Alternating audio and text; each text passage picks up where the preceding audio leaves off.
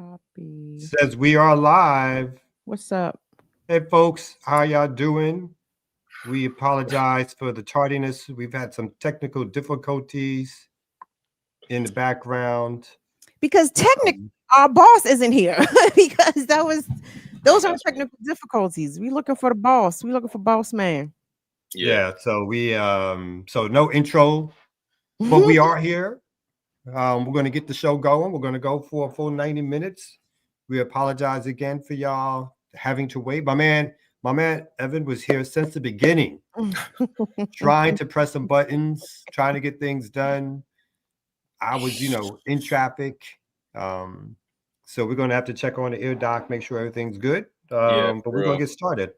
Yeah, if the setup looks weird, it's because I didn't know what background to choose, so I chose clouds. Oh, I was like, why are there clouds behind? There was it was either this or the Saturdays with Renee. I couldn't find like the remix morning show one, so I was like, let me just go with like a neutral one. So we're in the clouds today, this morning. That does seem to be missing the cloud. Okay. Yeah. Maybe he quit and deleted it. He took all the shit and was like, you think somebody got on his nerve? You got on too big fight? He said, I'm not going to unblock Goddess Crew. But he did. Of course, Goddess. Yeah, he did. Yeah. Yes. So welcome back, Goddess Crew. You were missed. But where is Naka? I would love to be petty, but he actually did send a whole email. He sent like a explanation. Like it was cool.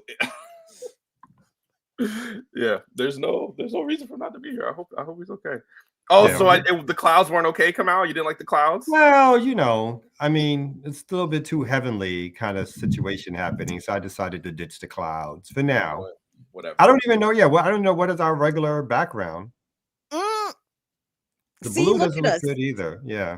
Ear doctor's work is so ubiquitous. You know what I'm saying? It's so omnipresent. We don't even notice when you got particles. This is also why he doesn't tell anybody. So that when he's not here, how to do things. So we miss him. Hey, that's how you do it, right? Oh, I like this. Oh my goodness. But that's how I mix it what I like. Okay, let me stop because I'm getting too excited now with the buttons. Remix, we appreciate you guys being here on this good Tuesday, December the 2nd, 2025. How was everybody's holiday? Okay. I think you want to Oh, no. I didn't mean to do that. Sorry. I know y'all trying to produce live and stuff, but people are watching, so they might. That is very true. That is very true. Yes. No, how was your holiday, Kim? My mother passed the recipes on to me. Why would you start it like that? By saying my mama passed. Oh, I'm sorry. No, I wouldn't. First of all, I'm sorry. I know, but it's just like the way you started it. Mama know I'm not trying to put her into no early nothing, but no, I'm sorry. She passed the recipes on. I'm so sorry. You got to rephrase that, Kim, next time. My bad. I'm sorry. Right. I did. There was just that part that made me think for a second because I was like, I know you wouldn't announce it that way. Yeah, it was just a pause. But it was that pause. Yeah. It's so weird. I'm sorry, Mike. I'm sorry. I didn't mean for it to come out that way. Well, give me a synonym. Give me a better way to phrase it. My mom gave me. She gave me. Okay, fine. Yes. Maybe bequeathed is as bad as passed, right? But she gave me the recipe. I was like, I'm sorry. I know mama is very much alive and well and strong as an ox. However, so we have a very particular way in which we fix the turkey. My mama doesn't make the turkey in the oven. She puts it on the grill outside over charcoal. Like it's an amazing process. But I'm telling you, the first time I had a turkey in the oven, I'm like, what is this? Why is the turkey not coming off the grill? This doesn't make sense. So anyway, so she showed me how to season and prepare the turkey, how to do the indirect heat with the charcoal briskets and the wood chips, and it's a serious process. So she showed me that and how to make the candy yams, and I got her sweet potato recipe. So we passing the recipe. Well, I'm sorry, we are giving along the recipes. So be sure, I hope you guys took some notes from your elders in the kitchen over the holiday. I'll just say that. How was y'all's Ooh. holiday? Who cooked? Which one of y'all cooked? All right. I cooked something. I cooked something. I made something. Like we don't do like a big thing, but did have some family time, and I made chocolate chip banana bread muffins. Oh, So like interesting. all the BAP comrades are familiar because I have definitely brought those to Jackie's house before. Oh, I brought a loaf. Actually, I brought a loaf to Jackie's house. a loaf I just of started what? doing little muffins. Like What kind of loaf? So it's a chocolate chip banana bread. So And the batter is chocolate. how much weed do you put in it? How much THC is in it? Listen to that laughter. How much? Listen to that laughter. How much That's why it's enhanced enjoyed butter? by all. These are straight family friendly. You know what I'm saying? Muffins. Sir, but we talking about hello. Our elders are boomers, so you know they got down with the and still get down. No. Please believe I'm not. Jared is on this channel. You know what I'm saying? I'm not gonna. I would never front on our elders. Not elders. On our older uncles. I don't know, man. I don't even know what to call it. It's like a weird. You Kamal and Jared are in this weird, like, they're not elders, but they're also not unks. You know what I'm saying? What's that middle territory? Pops. Pops. Why were we? I think we are considered unks, aren't we? No, at least. I am old enough to be a dad, right? Literally. Well, actually, maybe technically, but not yet. No, literally, not that's technically. not what we're talking. I am not your dad, but I'm old enough to be of the generation. How old is your dad? That is true. In the 60 plus. Oh, okay. Maybe I'm not. No, I take that back. You're not. But it's a range, right? Like you're in the range. Come out. Okay, apparently it is. But we are not boomers. So let's be clear. We are Generation X. Yes. And we are still elder, according to Ricky. Kamal is an elder. I'm not mad at it. I need to push the elder status more. But maybe OG. You look so good. You know what I'm saying? You don't look like your age. You know what I'm saying? I think you fool him a little bit. That silver fox, though. But woo, you gonna be a fine old man, Kamal. Fine. Get the duck lips. Wait a minute. Yeah, duck lips. Don't smile. Woo, yes. Give him the face. Serve him some face. Zaddy, let's go. Let's go.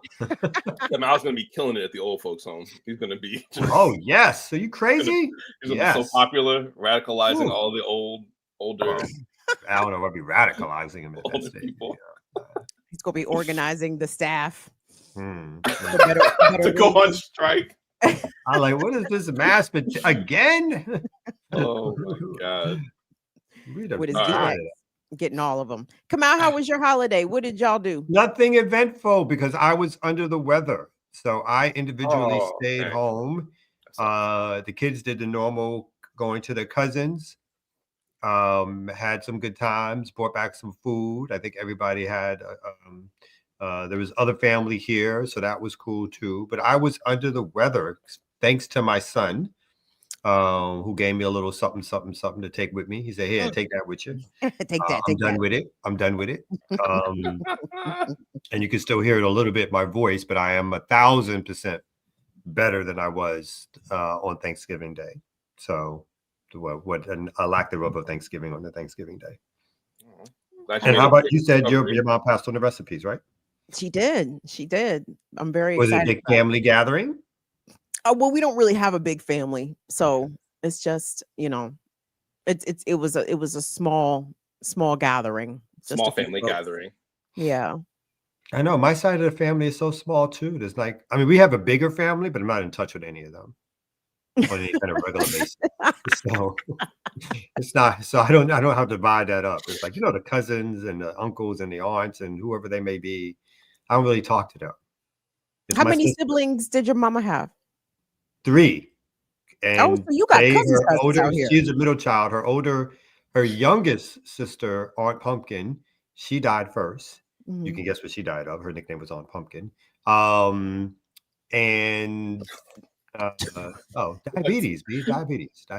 Oh, okay. I'm like, I don't know.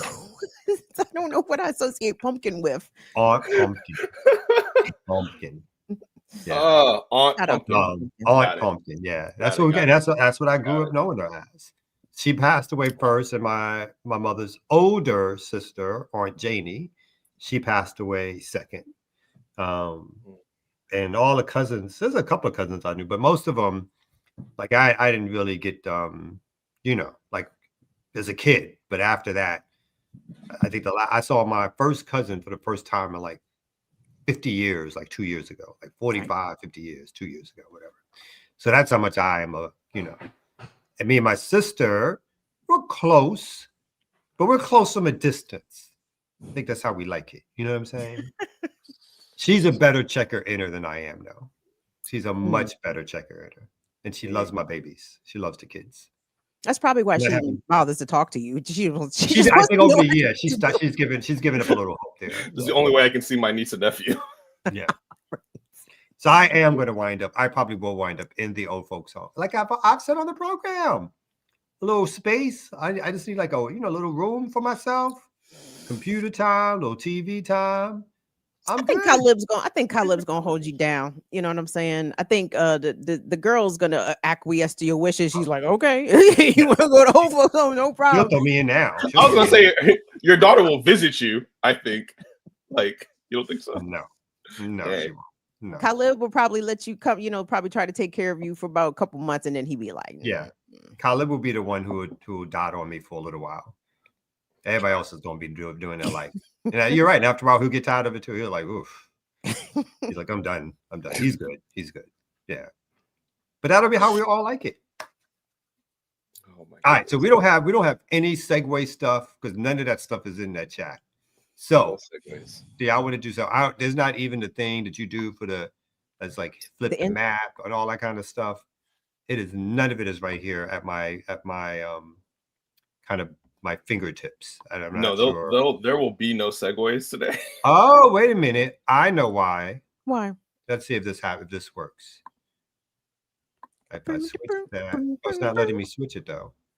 Kim, you're gonna do it a cappella. Right. Do the little two-step into the new. If you had like a little globe, you just spin it and just do it a cappella. That would be great. Yeah, it's not letting me switch for some reason. That's interesting. Okay. Y'all want to just go into some news stories? Anybody got some stuff they want to talk about? I got that article I just shared in the chat. I think we should hit on that first, and then. Okay, I can bring that up. Thank you, remixers. Are we doing two streams? We are doing two streams. Okay. Well, like the video, which one you guys are watching. Again, thank you guys for joining us. Hope you all had a happy and safe holiday weekend. You know what I'm saying? It's death to the pilgrims, but shout out to the family gatherings. You know what I mean? So we appreciate y'all joining us. It's Kim, it's Evan, it's Kamal. Shout out if you see the ear doctor. It's a Papa Flair. We missing him right now. So shout out to Nakapondas and shout out to the remixers. Thank you guys so much for joining us on today. So what we got, Evan, to lead us off at 8:45. 8:45, right? Shout out to the chat, man. I think Chitty Macha said it, but she was saying something about like this is the most dedicated chat. Where else people are not live, but the chat is still going. So very much appreciate this chat. I wanted to start us off with a recent statement from BAP. Many of you may have seen news around Guinea-Bissau, a coup d'etat supposedly. But this statement don't believe the simulated coup d'etat in Guinea-Bissau. So I'm just going to read a little bit of this. I do want to. There are demands at the bottom, so I'll make sure to cover those as well. And also shout out to the U.S. Out of Africa Network and the Africa team from BAP. Also in collaboration with AAPRP and PAIGC. So I do want to shout them out as well. Okay. It is important that African Black people around the world not fall for the latest amateurist attempt by neo-colonialist puppet government in Guinea-Bissau, led by President Umaro Sissoko Embalo. This to subvert the democratic will of Guinea-Bissau, of the Bissau Guinean people. Sorry, y'all. Before completing the country's November 23rd election process, military leaders loyal to Embalo suspended it and seized total control of the country, claiming to have done so to prevent election manipulation. The Black Alliance for Peace Africa team and U.S. Out of Africa Network unite with the assessments and positions of our member organizations, the All African People's Revolutionary Party and the African Party of Independence of Guinea-Bissau, that holds representation on the USOAN Steering Committee, U.S. Out of Africa Network. Upon completion of voting, quote, upon completion of voting, official reports to the Regional Electoral Commission, CRE, from the 10 regions indicate that Fernando Diaz da Costa won the election and a confirmed vote tally of 54%, while Embalo Sissoko, the illegitimate president seeking re-election, garnered 44% of the vote. This declaration was backed up by both domestic and international observers who reportedly agreed that Embalo was voted out of the presidency and that the National Electoral Commission was about to publish the results that opposition candidate Fernando Diaz won. Embalo then claimed that he was arrested by the military, yet he was still able to make the declaration in interviews with media outlets RFI, France 24, and June Afrique. Meanwhile, the armed forces installed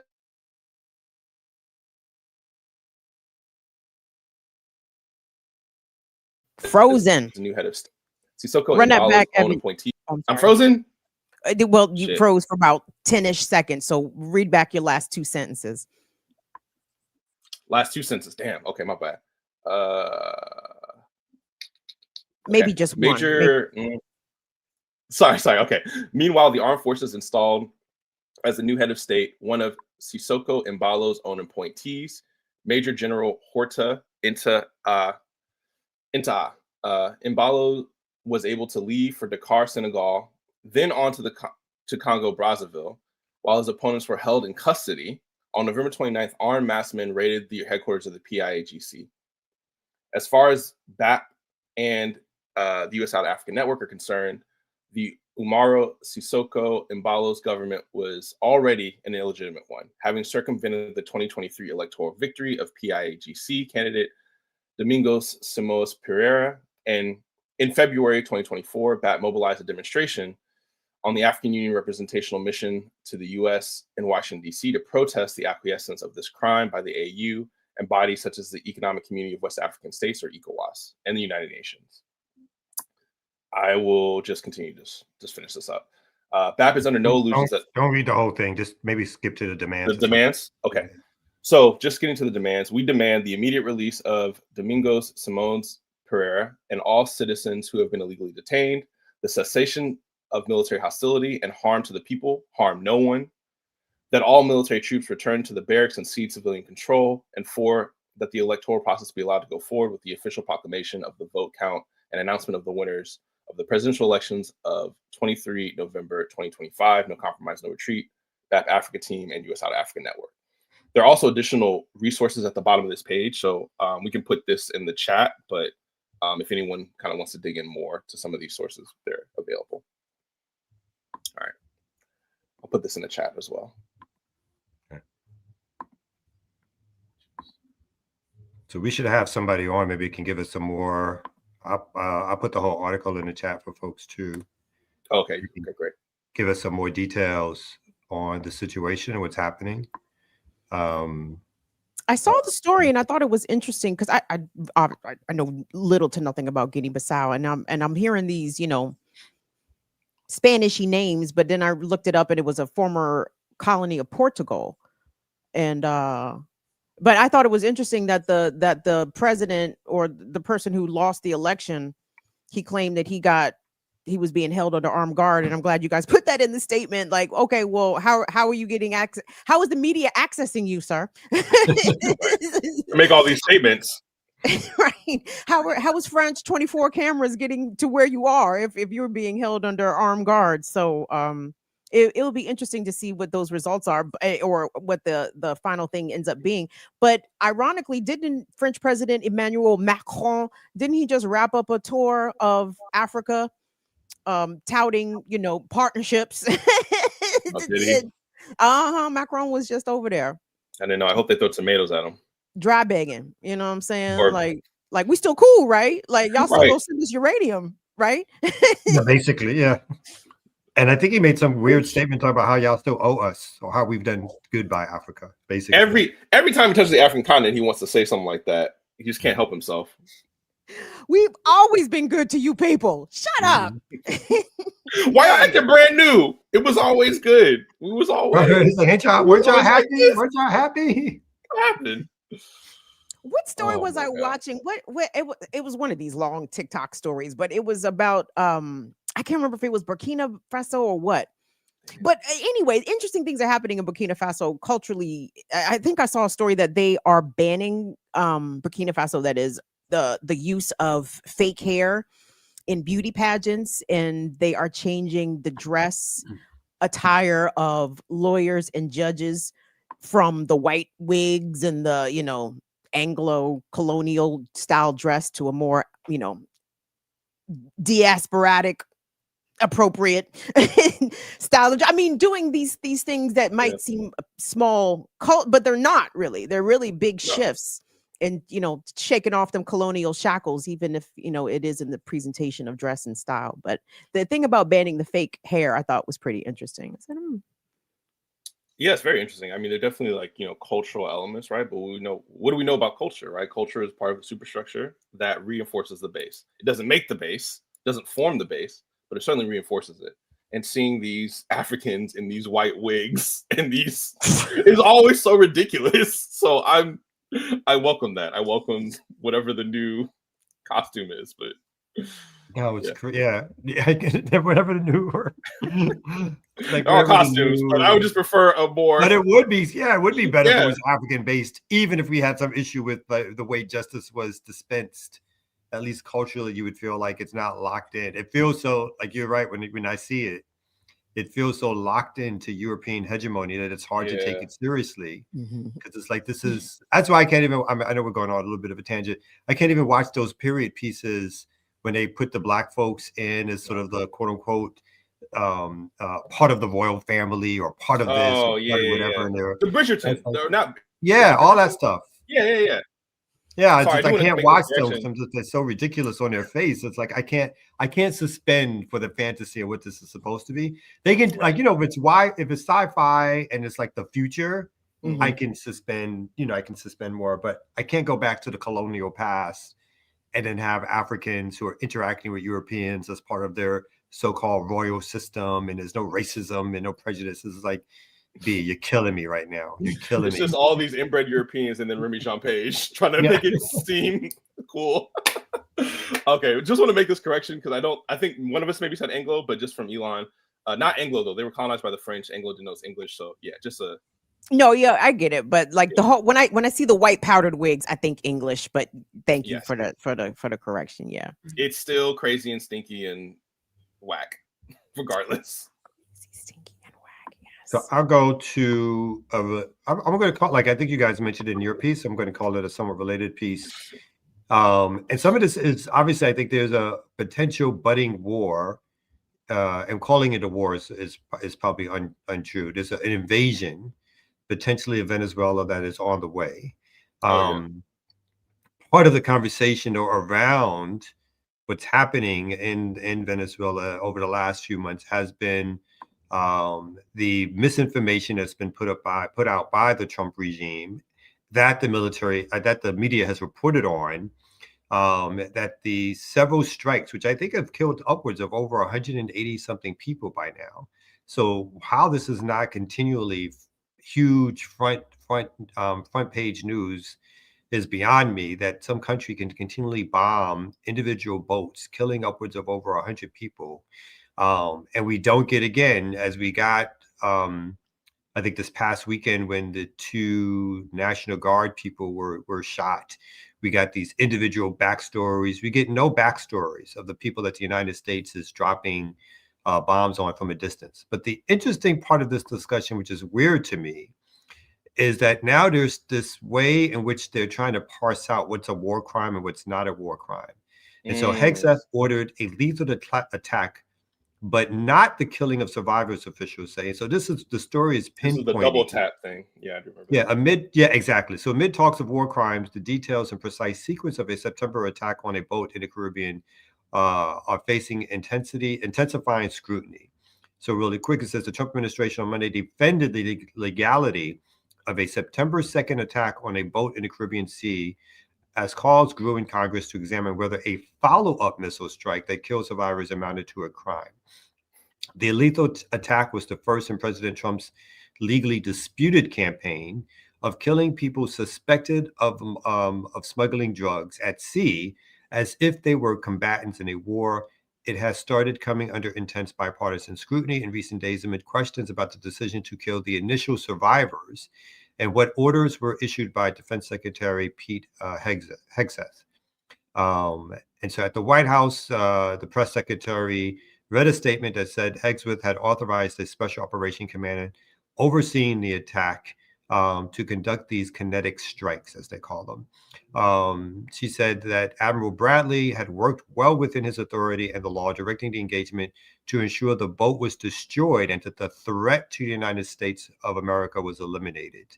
But and I don't want to read this whole story, but what they are somehow talking about, as Evan noted, was the fact that under the first strike, apparently there were survivors.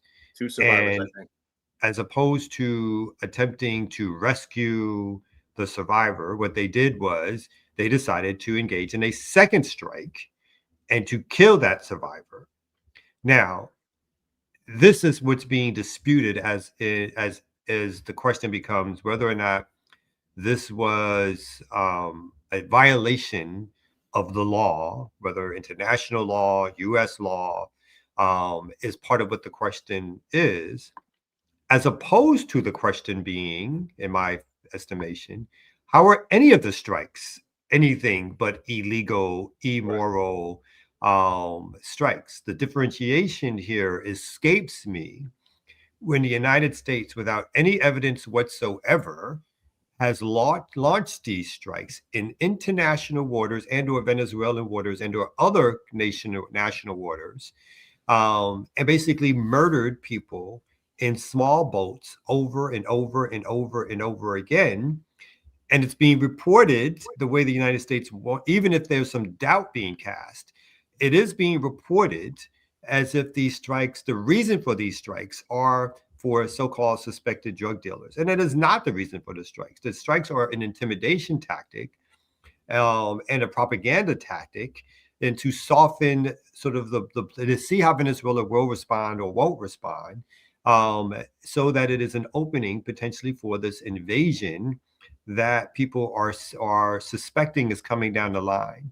So I just found that really interesting that, again, the media, the corporate media, is fixated on whether or not a second strike was a violation of U.S. law and or international law, as opposed to all of the strikes being an overt violation of law, as they literally murdered people without any evidence they produced whatsoever. And even if they had the evidence, but without any evidence whatsoever that these people were involved in any drug trying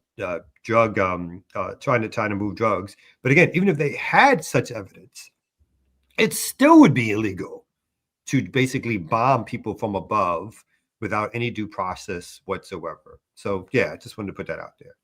The part about this conversation in the mainstream that I felt, well, that your point come out, and then the other issue that I find very disingenuous is, really trying to suss out whether or not is this a war crime? Did he commit a war crime? Okay, if he did, then what? What comes after that? Let's say it is found that this, obviously it's illegal, but let's say the Senate oversight, whoever in the hell is investigating, finds that this, was a violation of international law. Where's the accountability? Where does that come in?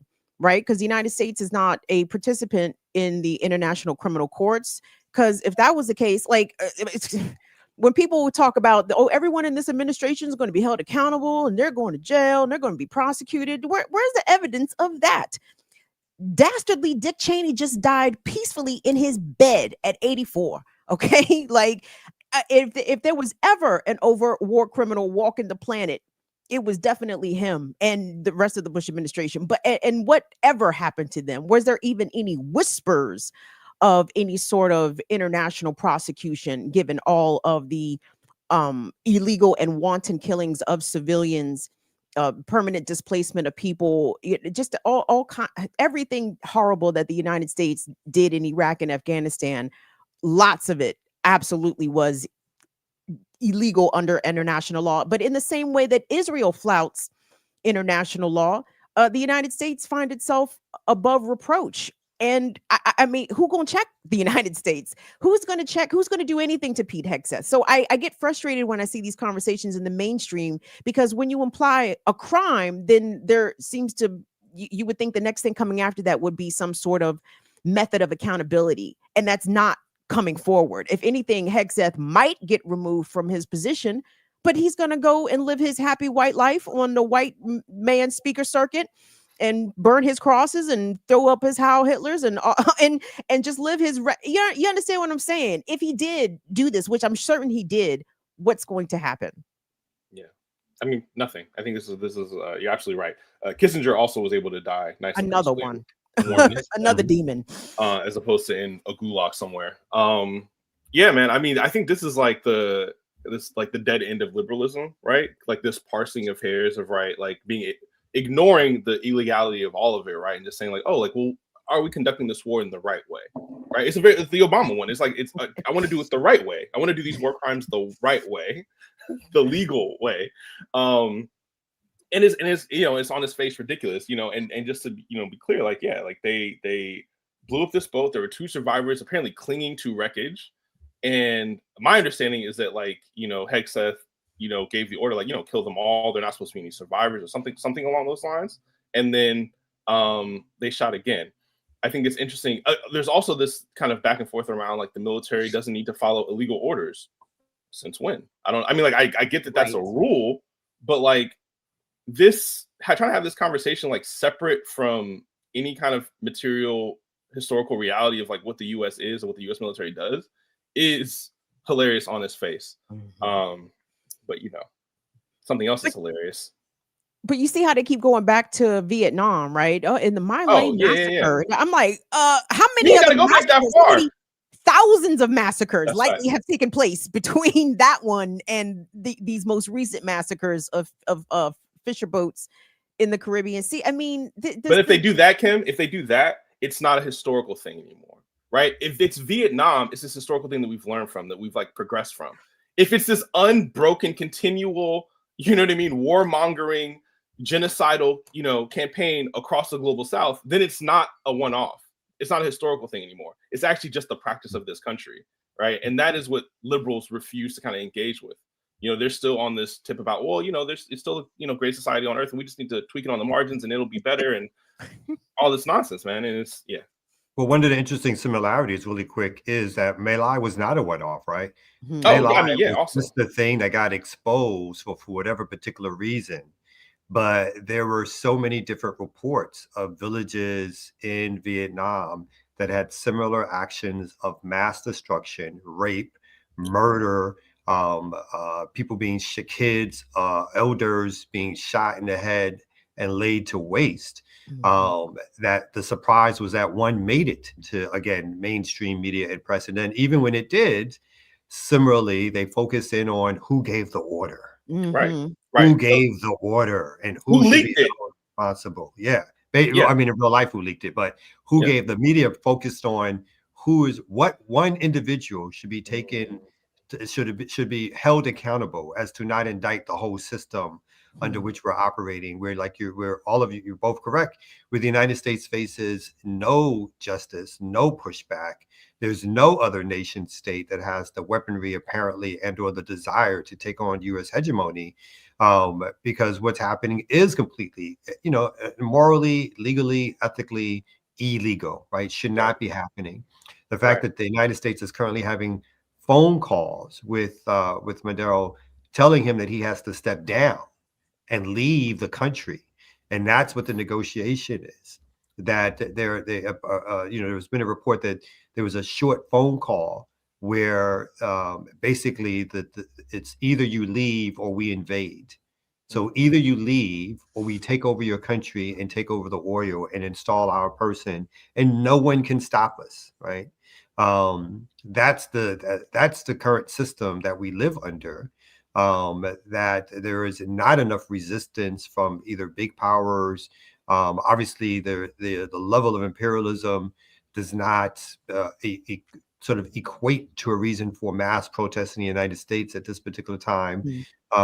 So people are not reacting to the obvious ways in which U.S. hegemony, again, continuously dominates the planet and has dominated the planet, or over, particularly since World War II. So we're talking well over like close to 80 or 90 years, where this particular type of hegemony has dominated the world scene.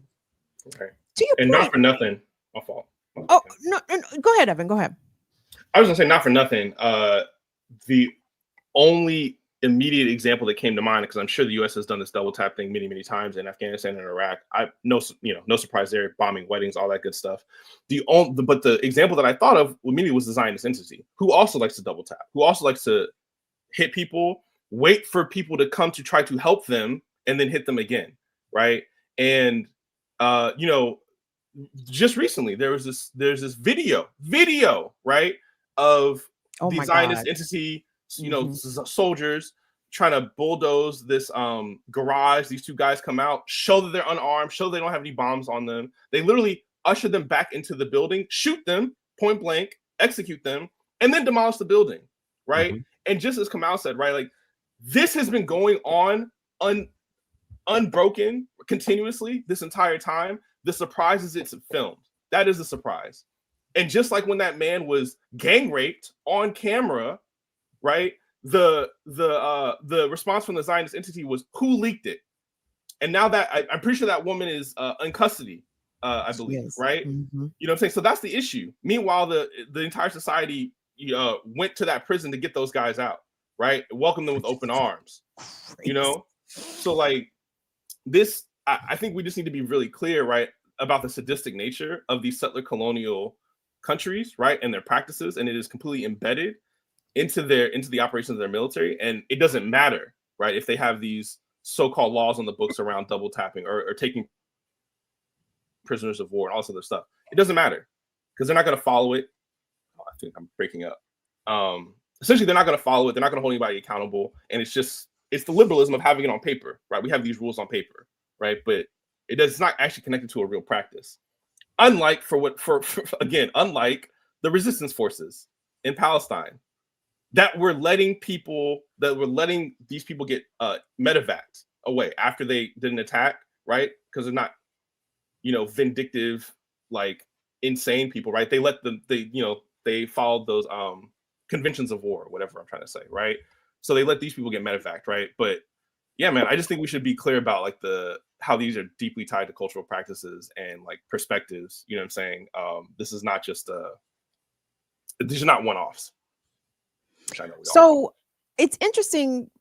Kamal said something that sparked a thought, because I remember in 2002-03, in the lead up, the drumbeat to war for the invasion again of Iraq and Afghanistan. I mean, people were in the streets. You know what I mean? They were like, here they were, because I was out there with them. But like, folks were, no war, not in our name, all of that jazz. I don't see any of that. I won't say any, but it's definitely not as loud right now as the drumbeat to invade Venezuela kind of gets louder. But also, what's up with the big red homies? What's up with China and Russia? I can't get a true bead on what China and Russia are doing covertly or maybe even overtly at this point to assist Venezuela, to help in their armaments. Am I hearing that, Russia is staging some warcraft also in the region, or is it China sent some boats? Are they sending munitions? Am I hearing those reports correctly? Because sometimes everything's are not easily. I think Venezuela has already received weaponry from Venezuela, at least in the past. It's been from China, from Russia. From Russia, I believe. From Russia, I believe. But I don't think, there's things that China and Russia can be doing. China and Russia are not necessarily going to stand up militarily to the United States unless it's directly in their so-called interests. But what about some proxies, some proxy situation? You understand? Well, that's the things that they could do, but they have not necessarily. Again, the Russia today is not the Soviet Union of yesterday, right? Where the Soviet Union would usher in arms, training, technology, guidance, intelligence to help support nation states against imperialism. That's not where Russia is. Even while Russia is being attacked directly by NATO forces through the Ukraine, right? It is Ukraine could not stand up to Russia for a day without the backing of the European Union and the United States. And even as that's happening, Russia is still hedging its bets in terms of cutting deals, not necessarily overtly choosing sides directly, or basically, 1 foot in, 1 foot out in terms of the resistance. Remember Putin's statement during when asked about, particularly during the Israeli war on Gaza, the Israeli genocide, about more assistance, was like his statement was something like, you have to remember that like 50 or 60% of the Israelis come from Russia. Some outrageous statement that sort of said that there was a kinship or connection that just can't be ignored. So I do think that there's ways in which, again, if this was about Taiwan, I think China would definitely react differently if the United States somehow was saying, we're going to set up a military base directly in Taiwan, even though they give them billions of dollars of weaponry a year, or if they declare their complete independence. But these powers are somewhat regional powers. They don't have bases all around the world, and I think they are hedging their bets around what they will do to interfere with U.S. hegemony, which it turns out to be, so far, not as much as we thought they would, particularly when we look at that UN vote recently on Gaza, and allowing the U.S. to implement officially its so-called plan for the rehabilitation of Gaza. Yeah. And just to acknowledge, we're seeing in the chat, it does seem like Russia is providing some support to Venezuela. But, as you said, Kamal, like everybody's hedging their bets, and trying to prevent, Jackie always says this, right? Like that, like the only reason that we're not in a hot war already right now is because of discipline of the global South, because in so many ways, the discipline of these revolutionary countries, because they aren't taking the bait. So, hopefully this is, I know I've seen a lot of people talking about this as, a big pump fake from the US, right? They're not actually going to go, on the ground, right? And I do think it would be devastating for the US military to do a ground invasion. But I also, it's also very clear that winning wars is not the goal. So I don't know. Like, I don't know. The question is, do they need a ground invasion, or can they accomplish their goals from the sky? That's true. Say it again. From the sky. Yeah, from the sky, from smaller invasions in terms of removing people, whether or not whether or not CIA coups.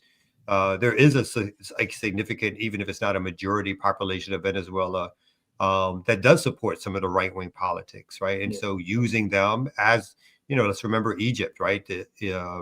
During when the long-term ally of the United States was overthrown, and the Muslim Brotherhood came to power for probably less than a year, right? There was significant, the population decided to go against some of the population, not all of it, but some of the population, particularly the liberals, decided to somehow side with the military, which allowed a coup by the military. I'm sure the U.S. still has assets within even Venezuela's military. So it may not be that the need to go in and control. And again, I don't know if any of us know really the situation on the ground. I know that there's been conversations about how citizens are being armed in case there is an invasion. And so I think that's important, that the citizens may help fight back, and it may turn into an Iraq situation if it went that far. Like, I'm also doubting that it'll go that far, but if it went that far, could the United States hold Venezuela through a land invasion that lasted more than a year or so? I think not also. And I think the United States has shown itself to not be able to hold land for much long periods of time, as we saw in Iraq and as we saw in Afghanistan, right?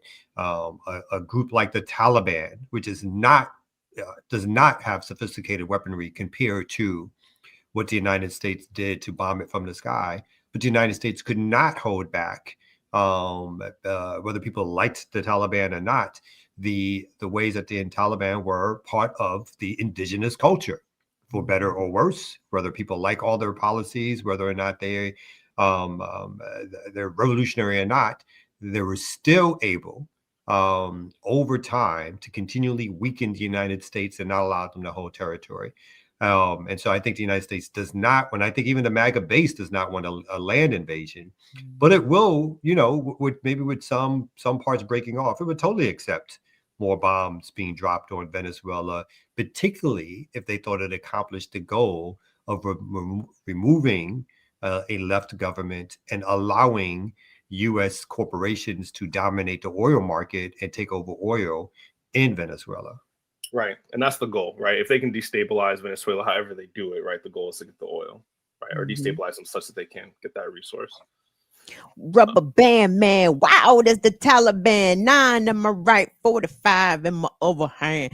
Speaking of CIA, y'all seen the CIA? Yo. I'm sorry.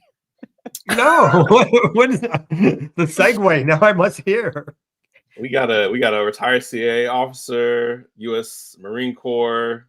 I'm talking about I'm talking about the Afghan youngin who came to DC and let you talking about that? You talking about that? You talking about that false flag?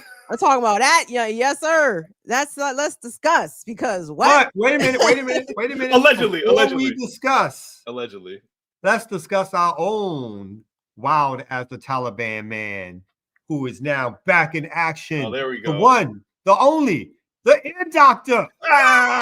He's here. He's safe, y'all. Oh my God. My goodness. Listen. Yo, I was knocked the fuck out. This is all. Oh my. Naka, I was concerned. I'm like, I'm about to send Kamal your address. I'm like, go check on this man immediately after the show. Where is Vance? Can you hear me fine? Yes, we can hear you. Yeah. Nah, my alarm just didn't go off. It just. That's what happens when you hungover. Alarm didn't go off. Phone was not charged. Like he was like, he didn't even try to come up with an excuse. I didn't, because I'm never late. Ever. No, that's why we were so worried. I was worried. Yo, you were genuinely concerned for your safety. You over here knocked out. I seen. How y'all doing? Y'all looking good. Y'all looking chipper. We are good. We couldn't find no buttons. What? It's almost year 5, Kamal. Stop. But look, yo, there's something going on though in the thing. I was trying to find the right buttons. It was like it's under whatever this setup is. It's under like what is it? I mix a lot. And I tried to switch it over to the remix. It wouldn't let me switch it over. We were just lost. We were lost. Oh, we're lost without you. Hey, you know who I was able to Don't give ever go. who might have been lost, who I was able to give I had my birthday party, and I want to show you what my son said about me. You ready? So many things I've never even heard. Just what were you thinking with some of those things? You don't even know. That's what you gotta do. You gotta experiment. You gotta see where your head is at. And I'm just glad that he did it first so he could pave the way for me. Happy 50th birthday.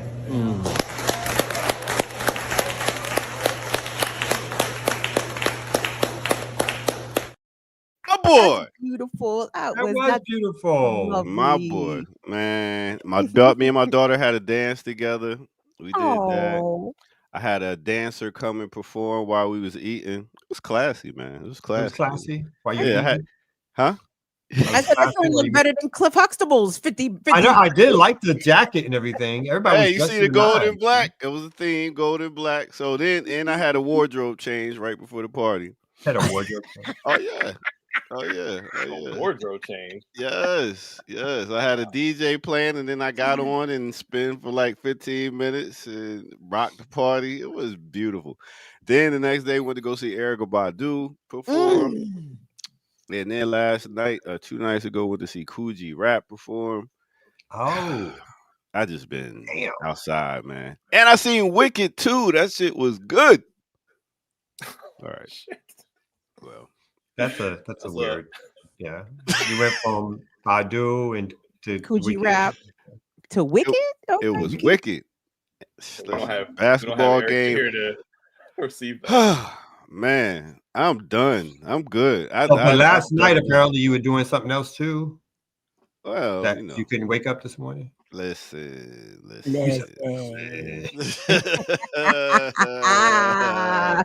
Enough about me. I ain't even having no coffee. I just woke up and was like, "Oh shit!" And how many texts do you have? Because I know I sent you like 3. I sent one on the air. I don't know, man. Well, let me tell you when. So I came on, after my. Oh, just one. Don't nobody else care about me, Kim. Go ahead. I sent you a text. Shit, me. I did send you a text. I was like, "What's going on?" Oh, maybe. I came on like 8:15. My man. You know how some people don't ever text you and they name just sometimes don't come up with nothing, and I guess that's what happened. Wow. No, for real. As soon as the show was over, I was going to get that ad. I was coming over because no one. You was gonna get what? I was going to get your address from Kim. Okay. Continue the word. Yes, no, it was serious there. I was like, no, and of course, my mind goes to the terrible places. I'm like, this man partied too hard. He just turned 50, sir. You overdid it. I got heart attack overdose. I got so much liquor downstairs. It is ridiculous. Oh my God. Like a liquor store on my table. See, this is your contradiction that I have a hard time reconciling. my host. Hey, I went running.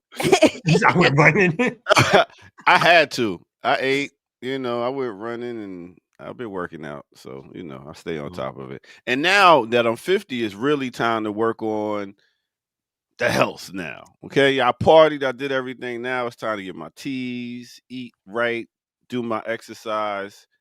That's how I'm gonna live my life now. No more drinking. No more drinking. No more blunts. No more blunts. So no weed. No weed. No, he said no blunts. Not no weed. There's a difference. Evan, I like you. I heard the distinction. I heard that. Well, whatever you're doing, ear doctor, you know what I'm saying? In this house, when I told someone you were 50, she was like, "What? He's 50? For real?" So people don't believe it, man. You look at least better than your age. I'll give you that. Thank you. I appreciate it. All right, enough about me. Let's get back to the wars and stuff going on in the world. Let's get back to the wars. Are you ready to do a break or not? You can't. I thought I just did, but yeah, I'll do another one. It's good to see y'all. Hey, so today, we had our whole Black Friday thing. So I thought about consumption. Is this the right? No, that's last week's. Damn, what happened to this week's? Okay, so now that's wrong. Well, yeah. Okay, that's wrong. That's gonna be Thursday. So Thursday, your boy is down with Chanel now, and she got a Fetty. So let's thought about how musicians got to go make money elsewhere nowadays. He's about getting that money right now that he's on the ESPN. Rock the boat. So y'all was just talking about that, wasn't y'all? Maybe. Yeah. Are you just going through all your covers that you made? Right. I didn't know this. You figure out which cover you see. Something's going on with the thing. Okay, and then Isaac Hayes, that's last month. I said Chris Brown. Me and Kim Brown will be doing classical breakdown. You probably would do some shit with Chris Brown. Sucker ass. That's last month. I just told you that was last month. Oh shit! I pulled up the wrong one. You just pulled up every goddamn thing except for what you were looking for. Kim, he's gonna see Chris Brown at I think still high or still drunk. Be like, he's gonna dap him up. He's gonna take a picture. He's gonna post greedy. See, I was supposed to come in playing with DMX. Stop being greedy. Now, what was that one? Did you just? That was the Black Friday, and all the Cyber Monday, and all them people wilding out every year. Yeah. Anyway. All right, do a little commercial break. I gotta go to the bathroom. I believe you. I believe you. I really do. Let's do it like this. Welcome out to the Remix Morning Show. It's been so long. Welcome out to the Remix Morning Show. Thank y'all for tuning in. Hit that like button. Subscribe if you're new to. Oh no, I don't do that now.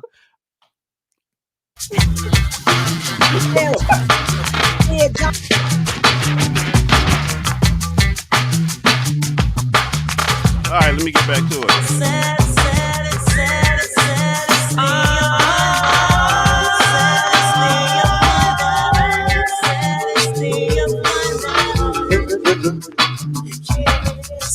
Saddest day of my life is when she left me with her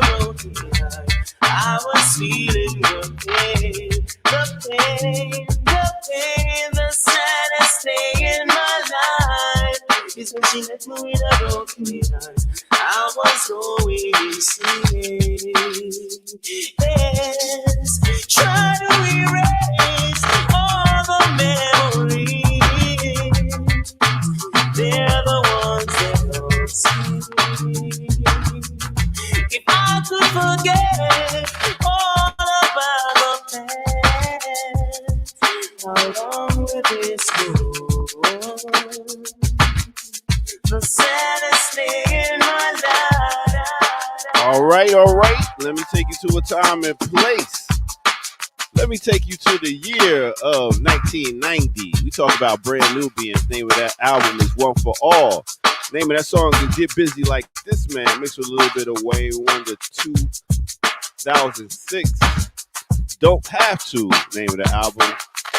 Name of that song is Saddest Day of My Life. Hit that like button, subscribe if you're new to the channel, go to patreon.com, become a member over there, get footage that's red, donate where at blkliberationmedia.org. You can't see it at the bottom of the screen because it's not there, but now it is. So go ahead and donate. Thank you very much. Now let's get back to the crew right here on Rick's Morning Show. About no job, I smack 10 to a friend who hooked me off with skins.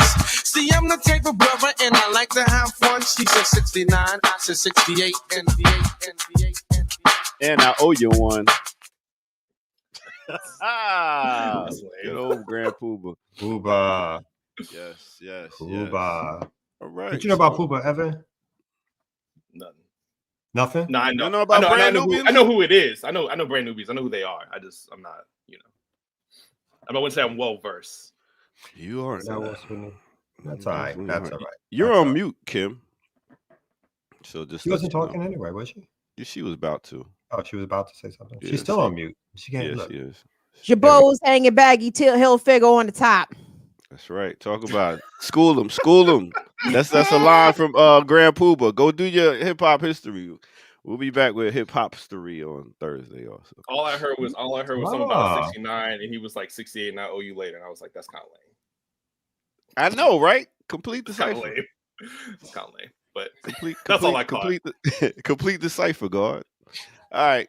With that said, let y'all get back to it. Holla. Hey, y'all. Now we have formed like Voltron. We strong out here now. We got our head back with us. So it's the Remix Morning Show, Tuesday edition. Fully loaded, full clip out here. Kamal, Evan, Kim, Narco Pondas has made an appearance, and of course the ever faithful remixers in the chat. Thank you all so much. I'm sending you a couple of joints, Kamal, K. Franklin. Okay.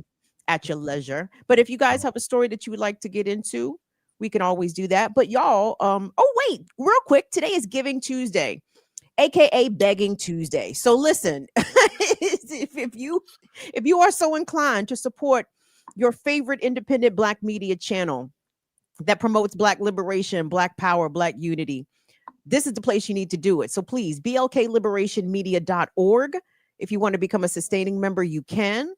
I think we have some other ways people can send some money. You can always purchase some merch. We have a lovely line of merchandise featuring some of your favorite programs and, cool stuff and hats and hoodies and whatnot. That also supports the platform too. So on this Giving Tuesday, aka Begging Tuesday, if you all wouldn't mind, kick your people a couple coins. We certainly would appreciate it. And thank you. Yes. The shirts are very soft. Get one. Because it sounds like Begging Tuesday, right? Because we just be begging. Yeah, and I got a name for everything: Giving Tuesday, Begging Tuesday, Cyber Monday. Like it's like this a name for every damn thing at the stage, whatever. Oh my God. I post up Kim. Is anyone you want to start with? Nope. Anyone. Pick a one. It don't matter. I'm going to start with two of them are the same. Two of them, yeah. Because I think I put two clips up there from the ice would have been ice raids in New York City over the weekend. Oh, that's right. Oh, okay. Shout out to New York City. You don't want to talk about the shooting? Oh, wait, hold on. Skirt. That's what I was like. I thought that's where we were going. skirt.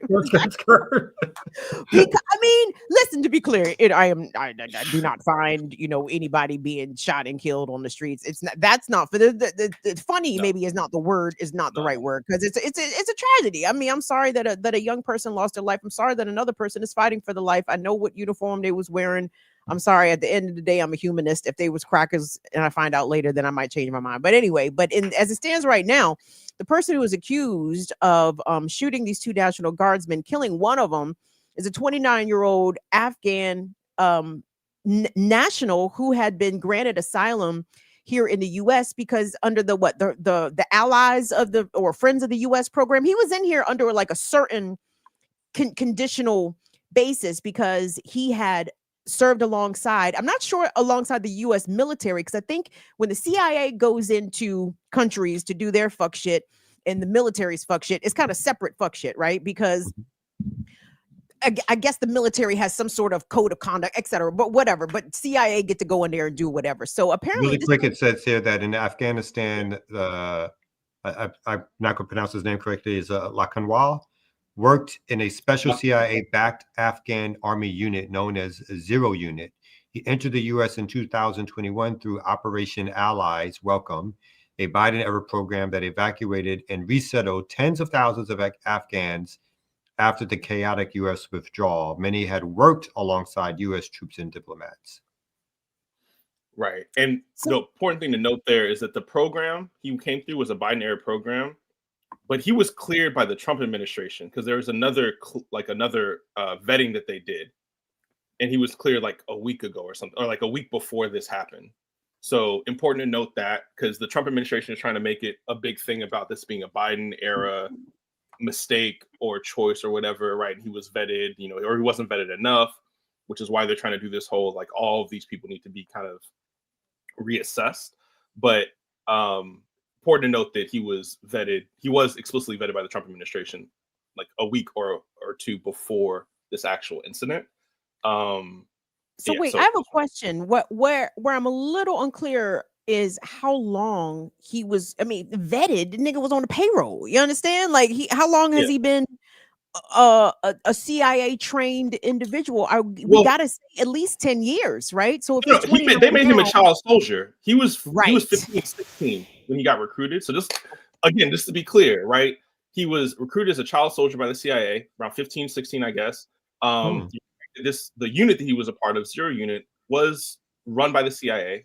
I guess the U.S. military didn't have command control from the CIA had command control of them. They were known as a death squad. They were known to be committing war crimes all across, like all over the place, right? So he is inducted. He's made a child soldier by the U.S. government, by the CIA. Is a part of this group that is known to have committed war crimes, vetted multiple times, mind you, right? So like over the course of that, vetted multiple times. And then is supposedly vetted again, right? When he enters this program to come here. So just wanted to be clear about that element, right? Like this guy very much did not have. I don't know. I don't want to. You're right, Evan. Like, he did not come over here all willy-nilly at the end of the day, right? He did not walk across the Mexican border. You understand? Like, he was very much known to the U.S. government for 10 plus years, right? So he was not a stranger to this government, and like I said, to the payroll. I'm sure he got to been getting a check out here somewhere. But some reports that I've heard, because he and his family were settled out in Washington State, and when Trump came in, even after this person was granted asylum, part of Trump's anti-immigration policies involved, revoking work permits for people who are migrants and who had legal status to work here. So I from what I gather, and somebody correct me if I'm giving, my intention is not to give incorrect information, but correct me if you got better information. But his work permit was revoked. So he was not able to earn a living to support his 5 children and his wife. So that could have been. They have not announced a motive, and I doubt that they will. This guy is trained on how to withstand interrogations and torture. I'm sure they're not going to get anything out of him, would be my guess.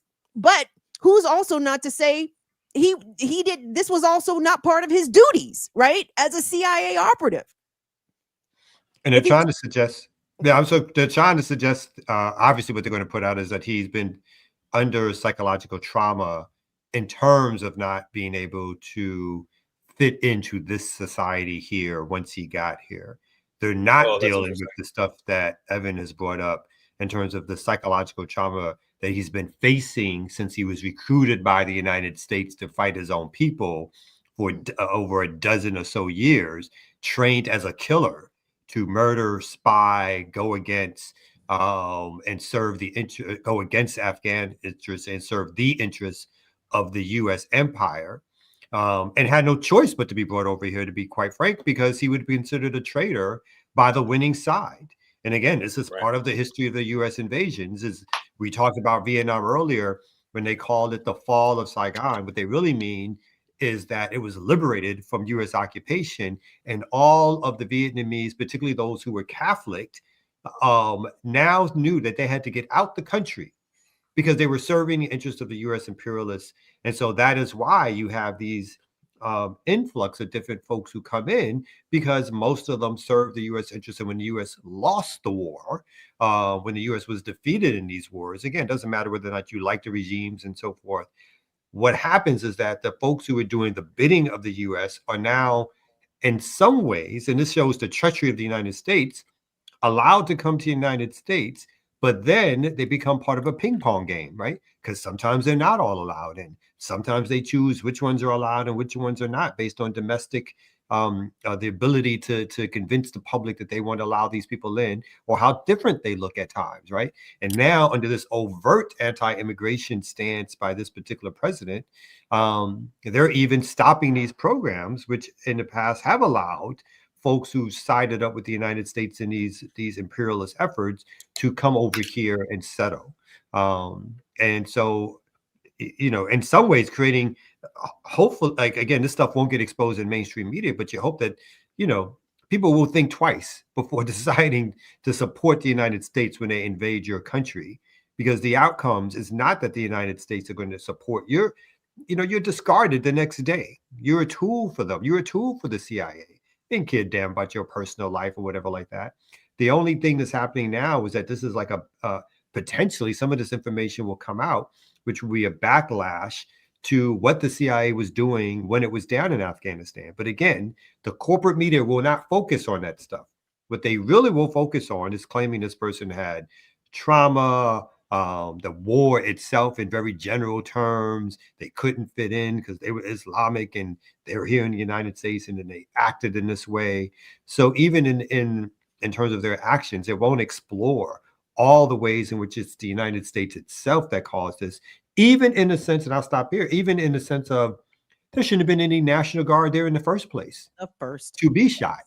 So that the fact that the National Guard was there in the first place is an act by the Trump administration, that is an act that put them in danger, knowing that there were going to be people who will definitely respond to people being pushed around, shoved, whether they were directly so, but seeing these images of these federal agents, federal soldiers acting in certain ways, they put them in this place of jeopardy, knowing that there's going to be reaction.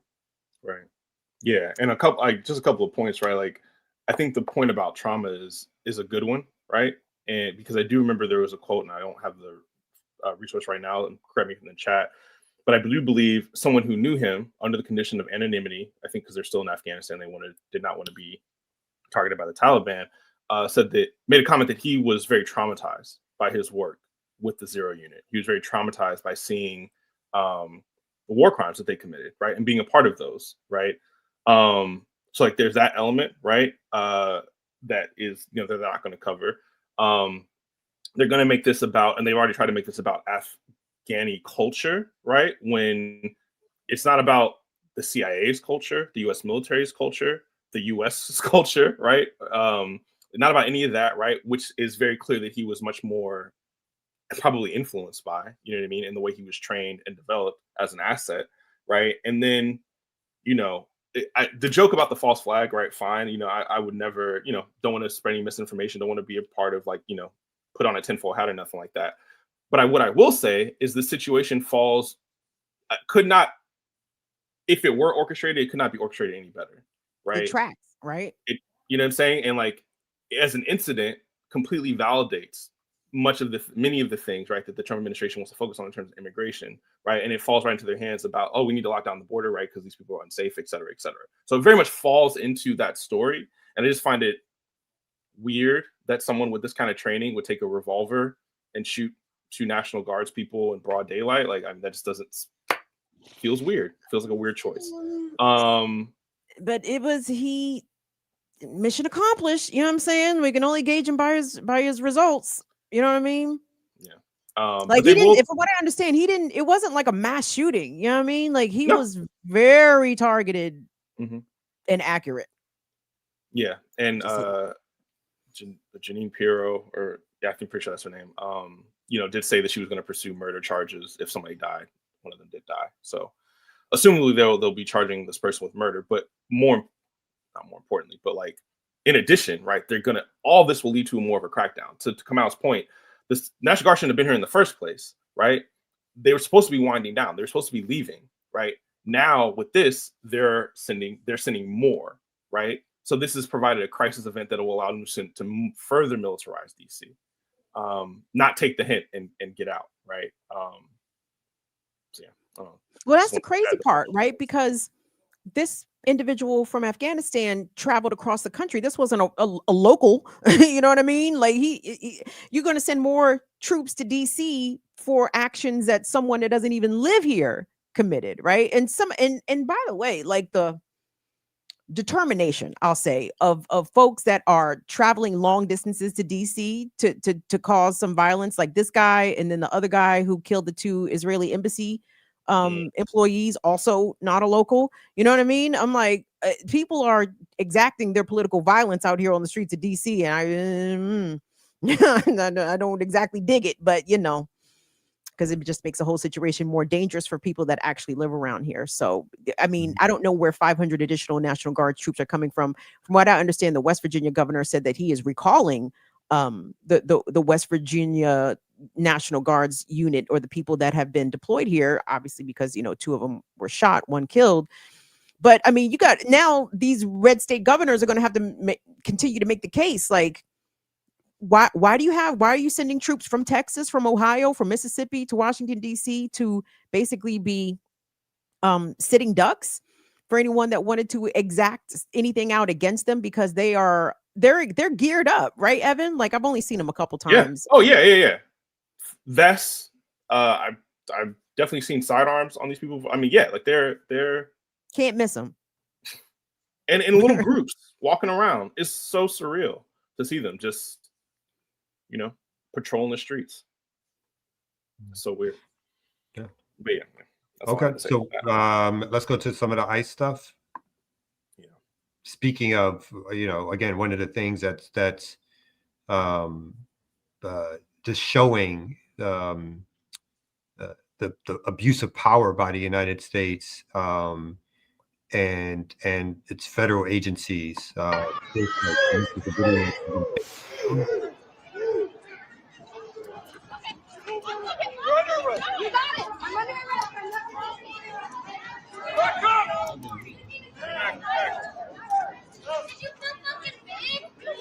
What the fuck was that? Holy shit.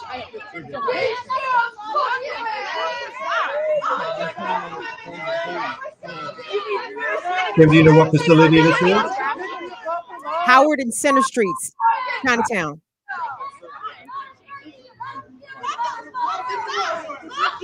Seriously, what the fuck?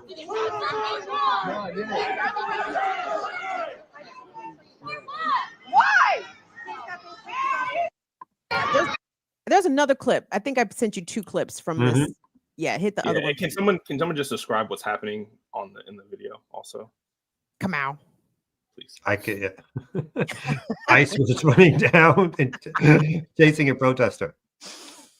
Okay, was it ICE or was it NYPD? Because NYPD is obviously ICE is catching flack, but NYPD also should be catching flack. But NYPD showed up again to protect the fucking feds, and the people was like, Yeah, that was, I don't know if that was the same agency, and I know it was in the daytime, and maybe there's definitely some footage like we can show on that one too. where I think either people had found out or people started to gather that there was about to be some ICE action, and then the NYPD stepped in the way as people were putting trash cans, blocking, chanting, stepped in the way and cleared a path for the ICE agents to exit. So this one is this one's What I saw somebody speaking. Yeah, was the NYPD behaving like handmaidens to these ICE terrorists. Who are you protecting? Who are you protecting? You're not protecting the people. What? It started with a clash between protesters and ICE agents, but it ended with a confrontation between protesters and the NYPD. Police say they made multiple arrests after video shows protesters blocking ICE agents from exiting a parking garage. Protesters say they had gotten word of a federal immigration raid near Center Street and Howard Streets in Chinatown and were trying to stop it from happening. The Department of Homeland Security called the protesters, quote, violent rioters. Protesters called the NYPD response overreaching. Today, the New York Immigration Coalition held a news conference with local leaders condemning the NYPD's involvement in clearing the crowds. Protesters, New Yorkers, friends and family members were confronted by the NYPD. And then they were brutalized. What I saw was the NYPD behaving like handmaidens to these ICE terrorists. The Department of Homeland Security says we are grateful for the NYPD officers that responded to these violent agitators and stopped the lawlessness that ensued. We will never apologize for enforcing the law and removing criminal illegal aliens, including murderers, pedophiles, rapists, gang members, and terrorists from our communities.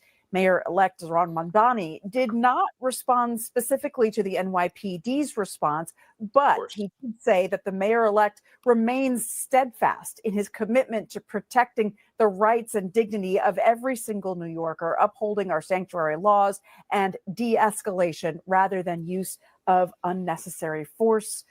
Tonight, we reached out to Mayor Adams, but we have no comment from him. Yeah, none of these niggas got comments. Right. No, nobody I'm got so no tired of comment. I'm already tired of this, man. Zoran. I'm like, no, my assumption. I mean, obviously, I think Adams will have a comment because Adams is all for it, right? oh yeah. His comment will be very pro the action of the police for sure. He'll be like, my next job depends on what I say and staying out of prison and my politics. So he will further be backing every action that ICE takes and using the NYPD in his time left to protect them. Now, Mamdani will be interesting because, again, his liberal rhetoric should lead us to believe. You mean, wait, liberal, not socialist, Kamal? I'm sorry. Communist. I thought it was communist.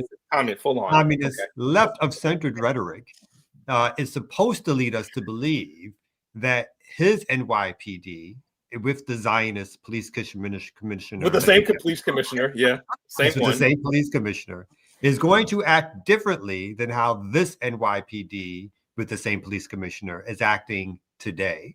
And so that will be interesting because crowds, I do think people will challenge his rhetoric in terms of, oh, I thought you were acting differently or you were going to be different.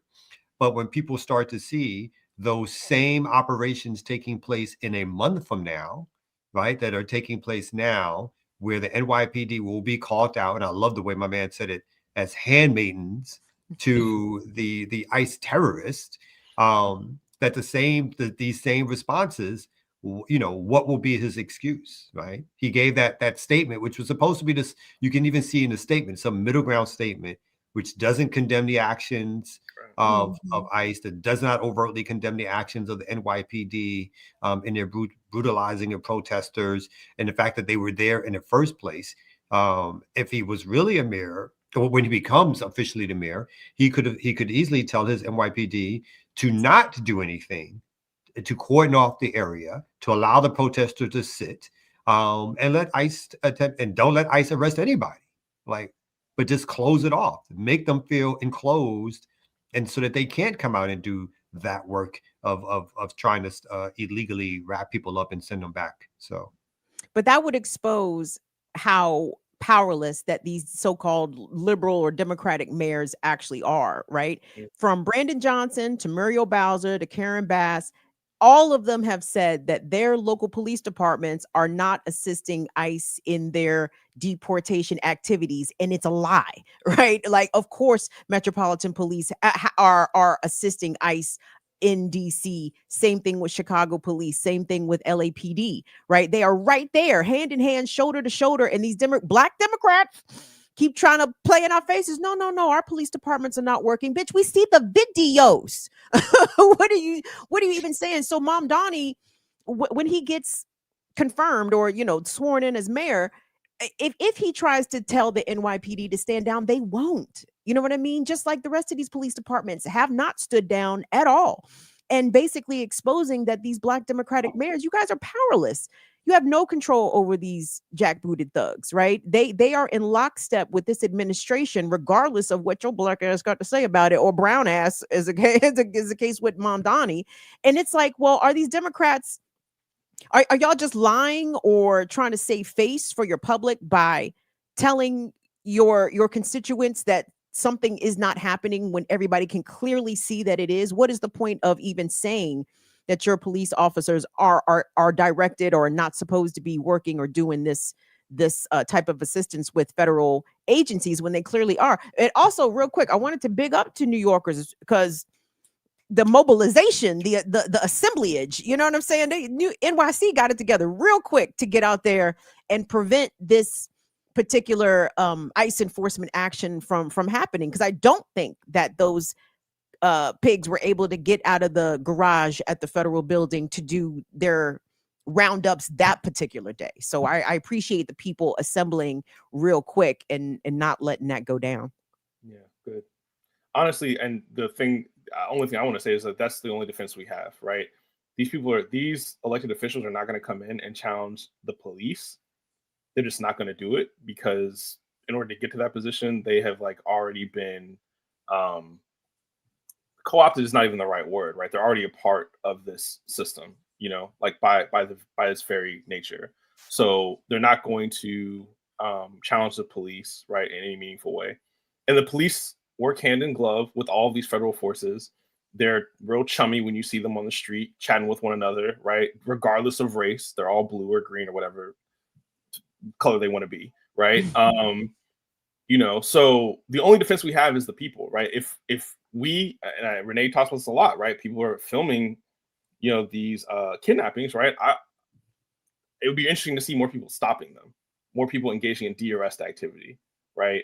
Because at the end of the day, that's the only defense you have. These police are not going to stop. At most, they're going to stand aside and let you get brutalized. And that's at most what these people are saying. At most, Mamdani, I think, is saying what he said amounts to the same thing that would have happened before with this particular raid that they were talking about, right? But essentially, his point is just Tish is going to do what I say, and I'm going to tell them to not partner or engage or interfere or some language like that. But at the end of the day, right, Cop Watch, Migrant Watch is crucial. That is our defense. It's not going to be Mamdani or any other mayor. Democratic. No, I completely agree with that. But I would like to see, again, I would like to see the full exposure of them giving the order and then having it ignored, or to see them challenge and do give the order. Don't just give me a press conference. Show me by not having these cops again disappear when ICE is coming. If they don't want to go as far as stopping ICE from doing what they can do, with doing their arrest or whatever, then stop getting in the way of the protesters. Don't be the front line arresting protesters as they're engaging in the battle. And so that I would like to see how that begins to play out, because I suspect it won't play out. Because I suspect when the pressure is on, that Mamdani will be calling the NYPD to do exactly what Adams called the NYPD to do. And so do you see this exact same video? But because of Mamdani's rhetoric around this, I expect to see some backlash and some faltering on his part. So I'm just, again, I think this is a curiosity piece for me about how this dude who preached all of this democratic socialism, whether he wants to focus on making the city cleaner, safer, more affordable. Of course, those are good goals, but you can't escape the politics of the time. You can't escape the things that are happening on the street as you're trying to do those other things. People are literally out in the street, like y'all said, defending the larger community against ICE raids. You can't be a public official and escape that and turn away and act like it's not happening when it's happening. He's going to have to give orders that shows what side he's truly on, which again, like you guys are saying, we should already know. But people like to kid themselves into thinking that somehow this new person with this new rhetoric and or rehashed rhetoric will somehow be different. So let's see what happens when it's time. And I just will say, like, people were kind of concerned about us being, not concerned, but like people were critical of us being critical of him, right? And the point is to expose, right, these liberal kind of elements, right? So people are not surprised anymore, right? If he were a good socialist, really, he'd be trying to expose that contradiction. He'd be getting rid of the police commissioner, putting one that he agrees with or that is at least amenable to what he wants to do, and inviting the contradiction. That's what he should be doing, right? So that we can all see it, and so that we can all quickly disabuse ourselves of the notion that this is going to be something that we can kind of take control of and create our own structures of power. But that's what if he were a socialist. He's clearly not. He gonna be a Brown de Blasio. You might as well be in Atlanta, Oz, having faith in these politicians. Anyway, another beautiful show. And as we said, it's Tuesday. Donate. Please. Donate. That's all we asking, please. We're not begging too hard, but donate to BAT too. Black Alliance for Peace. Donate to us. Donate to PACA. Also. Yeah, okay. Donate to the organizations that's out here doing stuff. CMB, all the different organizations that's out here doing stuff. And that's how you be a part of what's going on. Guess I'll go watch this Diddy documentary now. So is this a Diddy documentary made by 50 Cent? Is that right? Oh my God, that video. Now, Kim, is 50 good for doing this? They say he's taking down the black man for the white man for money for Netflix.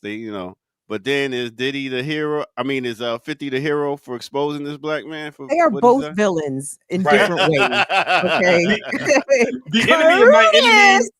Curtis is a savage. Okay. That nigga is next level diabolical. Something's the matter with 50 Cent. Like, he is not well. Right. But I appreciate his deep driven sense of revenge. I rate it. I appreciate it. I know you got to go. Can somebody give me the quick? Why does 50 hate Diddy so much? Is there a story? Because Diddy tried to take 50 Cent out to go shopping one time. And he was like, I want to take you shopping. And he was like, yo, son, I don't get down like that. He was saying it was a test to see if he can, So, it's gotta be more. I heard that, Ear Doctor, but it's gotta be more than that. Man. You don't have this kind of smoke for somebody over years, you know what I'm saying? Decades to like. But 50 came in the game on some battling and talking about everybody. I know 50 always, he's always talking about everybody and anybody, but it seems to be a particular level of. I think he produced a whole documentary on some dude that's got nothing really to, like, he could have, Listen, I feel he's like the king of petty. This is that clip from the Godzilla movie, like, let them fight. I just want to see them fight. It's a level of petty I can appreciate, even though I don't think highly of Curtis. I don't think highly of Curtis as a person, but I appreciate this level of petty and get back. Like, I'm gonna study it actually, so I'm probably gonna watch this. Yeah. I bet you are. All that to say, I'm about to watch this. I like this white and black theme we got going on with our clothes today. But make sure y'all tune in tomorrow to see what we're wearing tomorrow. You know what I'm saying? And hit that like button, subscribe, and all that. See if we're here tomorrow. Yeah, you'll have we'll have a bunch of different people. And I swear I'll be here on time, yo. I swear. I was worried, like legit worried, because I just talked to you yesterday, right? So I woke up and was like, yo, it's light outside. It ain't usually this light. And that's what made me worry, because I was like, is he mad? And Kim was like, I just talked to this nigga and blah, blah, blah. Like, you usually texts me if he's mad about something Yeah, I ain't mad and about let that. me know. You know what I mean? Like fuck this, fuck that, whatever. Don't let everybody know how I get down behind the scenes. You already exposed me the other day. Fuck. All right, yeah. Come back tomorrow for some more. Hey, come out, don't leave yet. I know you be jutting as soon as we got some shit to talk about. Let me find this thing to get out of here. All right, have a great day, y'all. The Remix Morning Show. We out this bitch. Remix.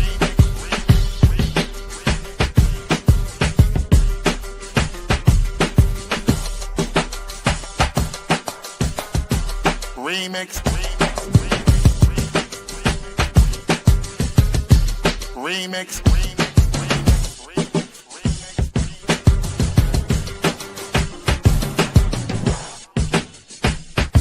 Remix. Remix. Remix. Remix.